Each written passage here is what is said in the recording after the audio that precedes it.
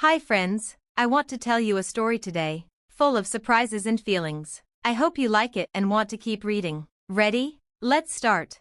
When I got home, I thought you would be gone already, right? The month is almost over. How about you sign the divorce papers? The last step. Next to my husband stood a woman and a little child. The woman held the child's hand, and the child looked like they were in kindergarten. Let me introduce you to my future wife, Vicky. Vicky was young and liked to show off. I told him before, but now you and I are strangers. You don't have the right to be in this house anymore. My husband smiled in a mean way. Sign the divorce papers, and you and your son have to leave.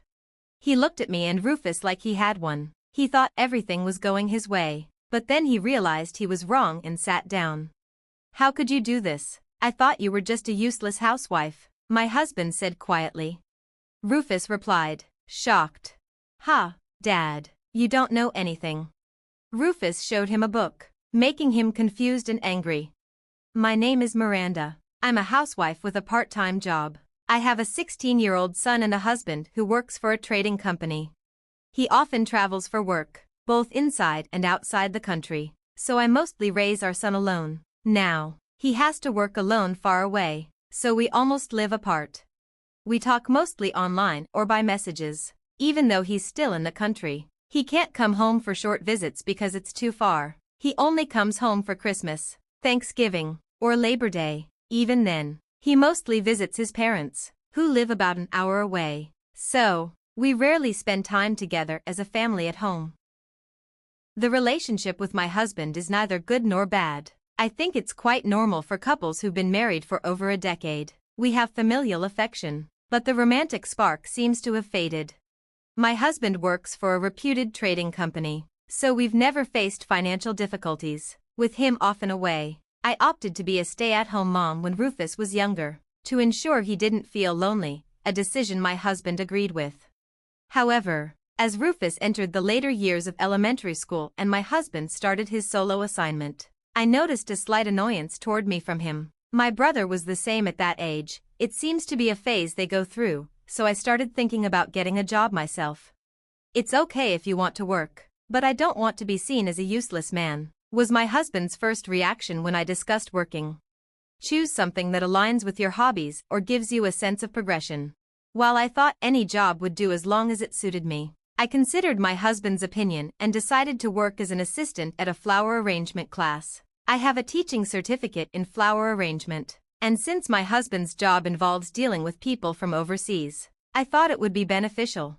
That's great. It'll come in handy if I get transferred overseas, my husband agreed.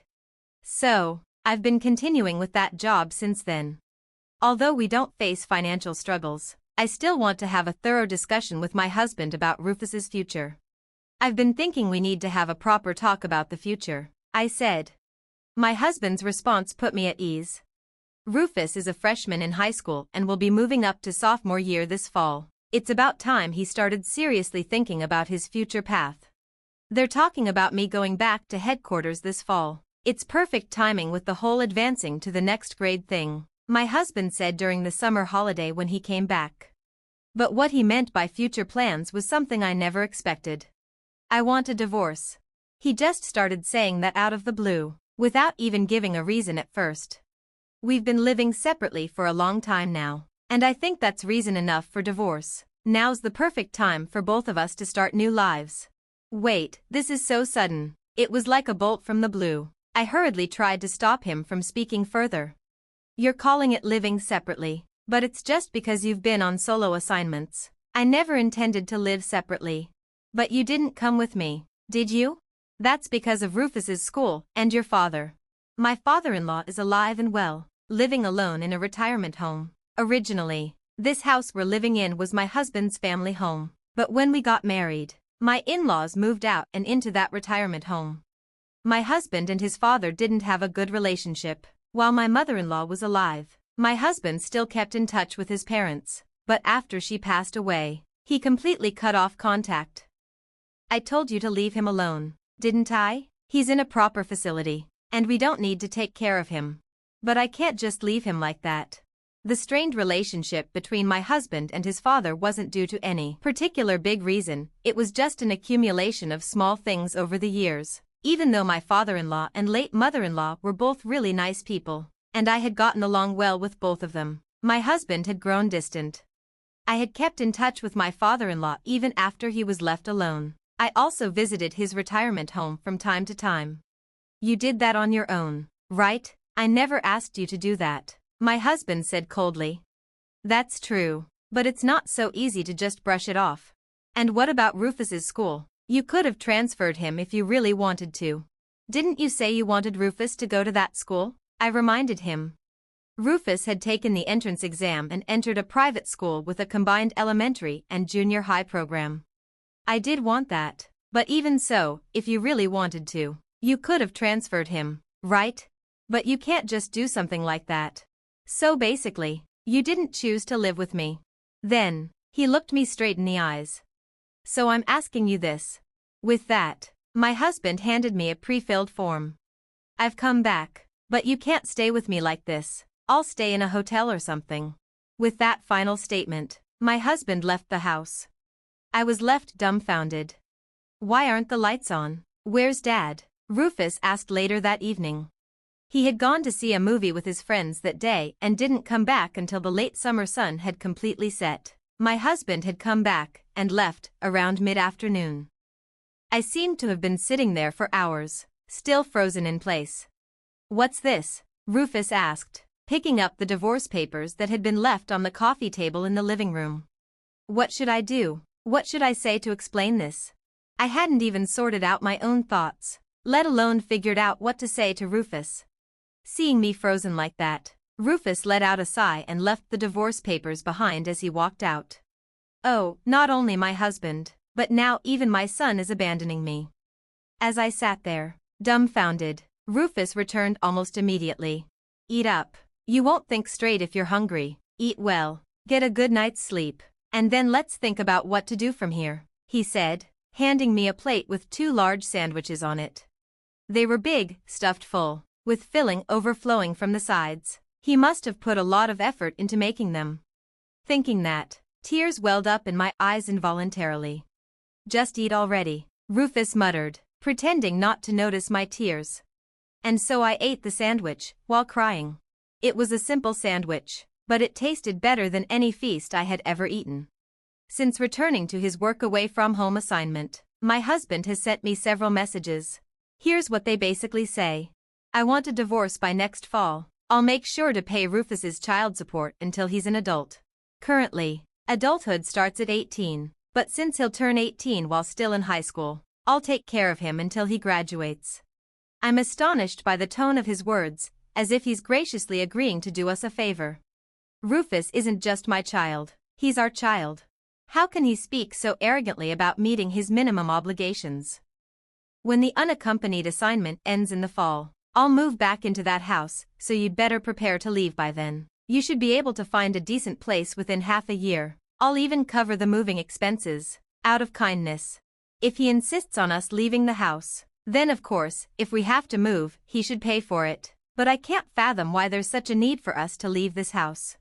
The reason for the divorce is the natural breakdown of our marriage, so I won't pay any alimony. However, I appreciate your years of hard work as a homemaker and mother, so I'm willing to provide some financial assistance. Of course, I won't ask you for any alimony either. I don't feel the need to pay any alimony at all. I wasn't living a life of leisure.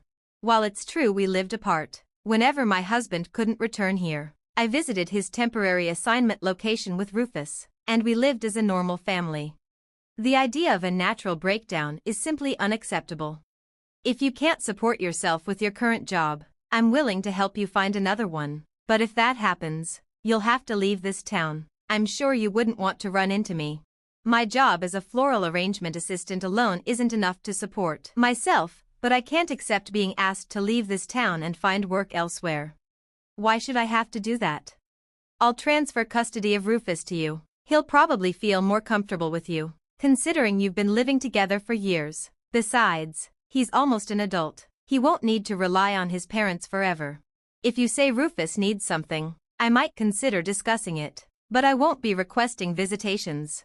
If we end up divorcing, I certainly intend to have custody of Rufus. But from the way he's worded it, it seems like my husband is ready to discard his son as well. How can he be so heartless? I can't imagine how much it would hurt Rufus if he knew about all of this. After reading through everything, I let out a long sigh. There's not a single reason I can find to agree with any of this. What a selfish stance to take. When he first told me about the divorce, I was shocked and devastated, but now, I'm starting to think I don't want anything to do with such a selfish person. I decided to go to my husband's temporary assignment apartment to talk to him. It was during work hours, but I had the spare key. When I entered, the room was as tidy as always. There were no signs of life. He's always been meticulous, but it really looked like a model room. As I waited, he came home in the evening. "So you came. If you were coming, you should have let me know," he said grumpily. "Did you bring the divorce papers you signed? I'm fine with it, so you can just submit them yourself." He didn't even glance at me. He simply took off his suit jacket and loosened his tie, then carefully hung them up, smoothing out the fabric with practiced hands.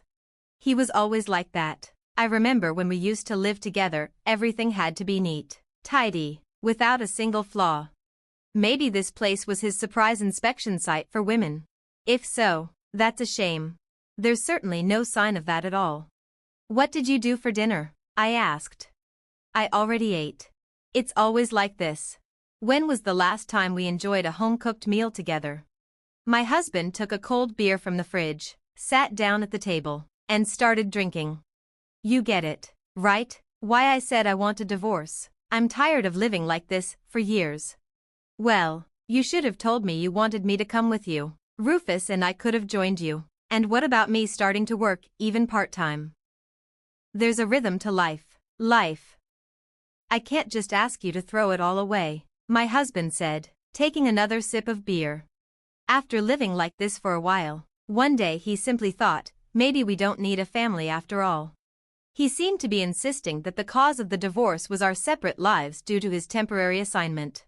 "Well then," I said, trying to stay calm, "can you at least wait until Rufus graduates from high school? It's just 2 more years, or rather, 1.5.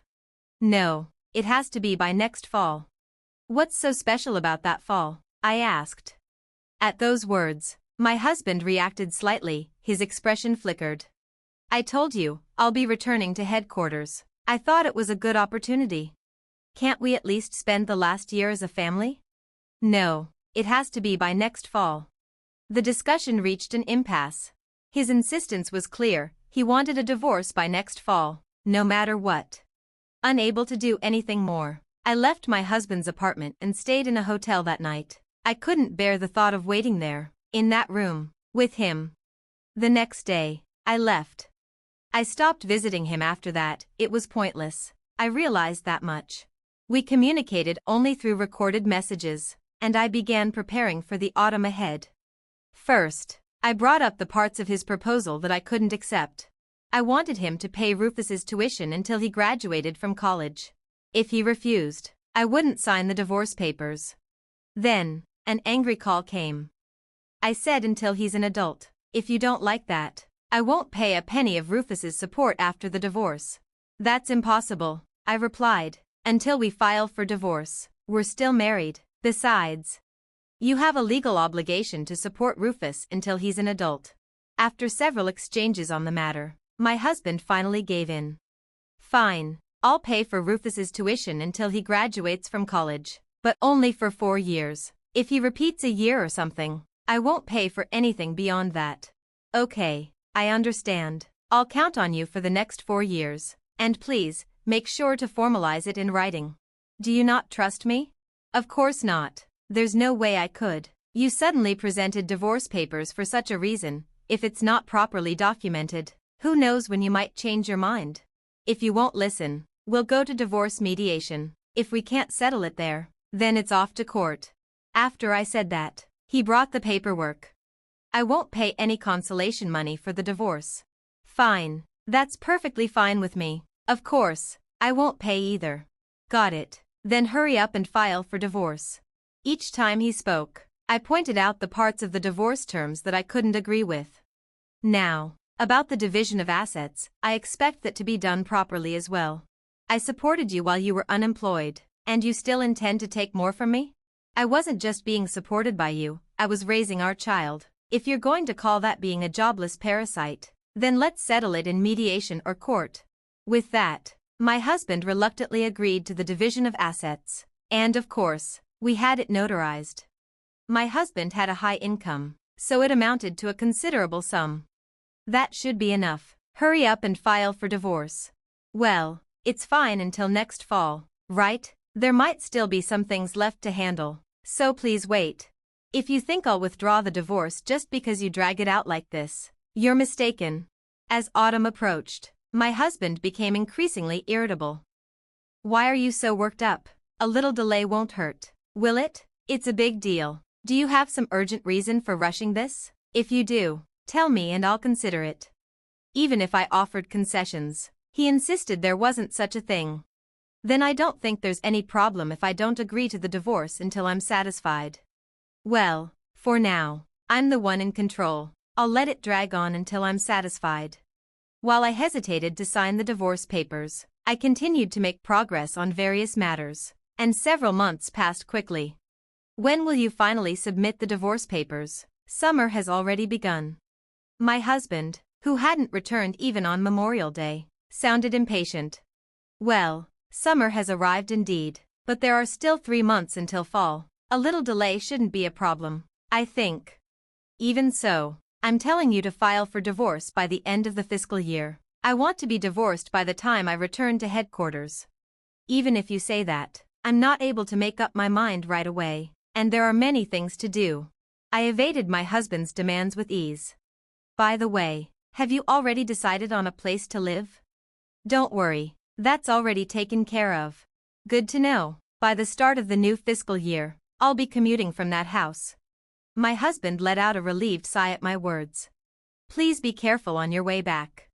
Sure, but remember, both you and Rufus will be leaving that house when I return. I won't be coming back to you, so keep that in mind. I didn't need to be told that. I had no intention of accepting him as family anymore. In the last week of August, my husband came home. While many agreements had been made, the divorce papers still hadn't been submitted. You promised to leave when I returned, didn't you? It's almost the end of this month, so how about you give me the divorce papers for the final task?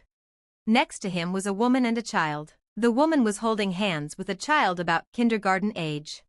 Let me introduce you, this is soon to be my wife, Vicky. Vicky was still young and quite flashy. Nice to meet you. Is that your son over there? Vicky, feeling somewhat embarrassed, gently hid the child behind her. Excuse me, what's your name? Hey, cut it out. It's none of your business. My husband also defended the child and said that to me. I've said it earlier, but you're already a stranger to me. You and your son have no right to be in this house anymore. With that said, my husband suddenly smirked, a nasty grin spreading across his face. Sign the divorce papers and get out of the house with your son. His gaze looked down on me and Rufus, filled with a triumphant light. So that's what it is. After all, what's the matter with that? We already settled various agreements. All that's left is to submit the divorce papers, and it's decided that there won't be any divorce compensation either, right? I'm relieved to hear that. I heard he gave you various things, so there's no need to feel guilty anymore. The last words seemed to be directed at my husband. That's right. I really wanted to have everything sorted out and the marriage registered by today, but I'm really sorry about that one point. But at least we'll make it in time for Ethan's enrollment. Yes, that's why my husband rushed the divorce. It was to make it in time for the new school year enrollment for Vicky's child. I can understand the desire, as a parent, to enroll one's child in elementary school, as a responsible parent, but that's a different story altogether. I told my husband and Vicky, as for the divorce compensation, I'll take it, but it should be clearly stated in the notarized document that there won't be any divorce compensation. Yes, for the divorce, I presented the notarized document that I had prepared. We won't pay divorce compensation for the divorce, but I'll take it for the relationship between that woman and your son, and of course, From that woman as well. Don't joke around. I won't pay a single cent for that, my husband shouted excitedly. The child, called Ethan, flinched and clung to Vicky. I'm not joking. You can claim compensation for adultery within 3 years of knowing the fact. It's clearly stated like that. Divorce compensation and adultery compensation are different matters. But now that it's clear your reasons for divorce, the long periods of separation due to work, were lies, it seems you'll have to pay divorce compensation as well. What did you say? The real reason for divorce is those people. You want to divorce me and remarry that woman and acknowledge the child, right? If that's the reason, then of course I would have claimed compensation. It's clearly defined in the law. In cases of divorce by fraud or coercion, the divorce itself can be annulled. A person who entered into marriage by fraud or coercion may petition the family court for annulment of that marriage. I showed the documents I had to my husband and Vicky. Divorce hasn't been finalized yet, but I think the contents of that notarized document can be revised. My husband's hand holding the documents was trembling. So let's discuss the divorce compensation again, properly. I told my husband with a broad smile on my face. In that case, there's no deal for Rufus's tuition. That's impossible. There's no reason to revoke it. It's the same notarized document. My husband desperately argued. But that's not going to work. It's the same, but the content is different, right? If I had lied, maybe that argument could stand, but I have nothing to hide. That's the truth and it's a fact. I want my husband to fulfill his duties as Rufus's parent, so I requested it and my husband accepted it. There's no lie there, so I don't think your claim will go through. Enough already. I get it. I'll pay. Just shut up about it. Thank you. I smiled broadly, making sure my husband and Vicky felt as frustrated as possible. What a greedy woman, my husband spat out. But as long as I pay, right? So go ahead and pay. Sure, whatever. In fact, I already submitted it this morning. Here, this is the certificate. I handed my husband the acknowledgement of receipt for the divorce application. Once we've got this, it's all ours as planned. My husband showed it to Vicky, and they nodded satisfactorily at each other. All right then, the discussion's over. You don't have any reason to be here, so get out. Well, about that, Rufus and I have the right to stay here. It's you who should leave. Don't talk nonsense. This is my house. Poor husband, he doesn't know I need to inform him properly. Whose name is on the title of this house? That would be my old man's. And what's his is mine. No, it's in my name. Upon hearing that, my husband looked surprised for a moment, but then he laughed and said, You think it's in your name because you have the right to reside here, huh? I wouldn't make such a stupid mistake. If I divorce you, you're no longer related to my old man, which means you lose the right to live in this house. I sighed and handed him another document. What do you mean? My husband's eyes widened as he looked at the document. I was adopted by your father, and as part of that, he decided to leave this house to me. What I showed my husband was a family register. It clearly stated that I was adopted. That's absurd. That's true. Your father did it because he always cared about me like his own daughter. After my husband mentioned divorce, I consulted with my FIL. Both of my real parents were gone. They had both passed away shortly after I got married. My in-laws treated me like their own daughter. Because of that, I treated my in-laws better than their own son. My FIL told me to investigate properly and used a private detective to do so. As a result, I found out that my husband had a hidden child with another woman. So you wanted to work away from home just to live with that person you've been involved with before, right? Vicky was working as a hostess at a nightclub when she met my husband. She was only 20 at the time, but she quickly bonded with him, and they became close. Then she got pregnant. My husband thought it over and decided to lead a double life, to live with Vicky and their child. I visited your work away from home several times, but I couldn't see any trace of a woman at all. My husband had 2 houses where he was working alone. One was a nice home to live with other people. The other was just a fake house to trick us when we visited, to hide the fact that another woman was there. After he went on his solo job, I visited him many times with Rufus. The house was always very clean, but since he didn't really live there, it felt like an empty place. He even put cameras in the house and set it up so he would know if anyone went into a certain room. When your father found out, he got very angry and said he wouldn't leave anything to your dad in his will, only to Rufus. Then, he even offered to adopt me. I couldn't believe it. My husband thought his plan was working perfectly, but he fell apart when he learned the truth. Do you know what disinheritance means? Your dad is being disinherited. What's that? My husband asked. It means your dad would lose the right to inherit from his father. If the court agrees, the inheritance would go to Rufus instead. This can happen when someone wants to stop a family member from getting their inheritance because of bad behavior. In this case, my father-in-law wanted to disinherit my husband because he treated me and Rufus very badly. If a person dies and leaves money or things behind, their children usually inherit it by law. But if they don't want to give anything to a child, they can ask the court to disinherit them. My father-in-law said he did this because he was thankful to me for being there, sorry for how my husband behaved, and wanted to make things right. If my husband loses his place as an heir, Rufus would get the inheritance instead because he's the grandson. If my husband didn't agree, they would fight in court. To be safe, my father-in-law decided to adopt me and give me this house as an early gift. He did this after talking with your dad. How could you do this? I thought you were just a housewife who didn't know anything, my husband said quietly.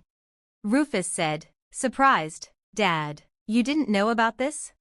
He gave my husband a book. What's this? It was The Splendid Deductions of Mrs. Rose. Oh, I know it. It's a popular book, soon to be an anime. I like it. That's a book my mom wrote. She studied a lot and learned about law to write it. Rufus's words shocked them both. I really seemed like a simple housewife who did nothing, like my husband thought, but writing was my secret passion. I wrote novels on a website without him knowing. My stories were about a flower arrangement class where a housewife helper called Mrs. Rose solved mysteries. It became very popular. I never heard about this before.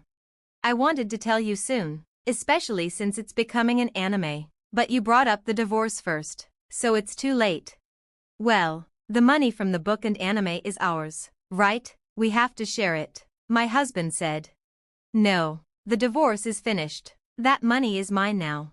My husband gasped loudly and kept saying, that's not true, that's not true. It's strange, after years of treating me badly, you suddenly think I'm valuable. If you have problems, talk to a lawyer. Now leave. I kicked my husband and Vicky out immediately. I felt bad for little Ethan, but there was nothing I could do for him. My husband asked to make up many times, but I refused. More importantly, he needed to accept Ethan as his son. He's starting school soon. It's not fair to leave him like this.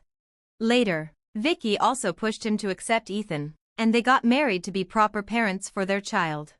After Ethan started elementary school, I waited for things to calm down, then sent a registered letter asking for child support. After years of cheating and lying, the money was a lot. You're making a lot of money, right? How about less support? My husband said. No way, I refused. Support is to say sorry for hurting me. It's not about how much money I have. When I threatened to go to court, he paid without trouble. He borrowed money for 2 people from his company, but his cheating was found out. The company's bosses were angry that he used their money for such bad reasons. He was demoted and sent to a small branch in the countryside. His pay got lower, and now he and Vicky work hard to pay back what he owes. But it's for the best.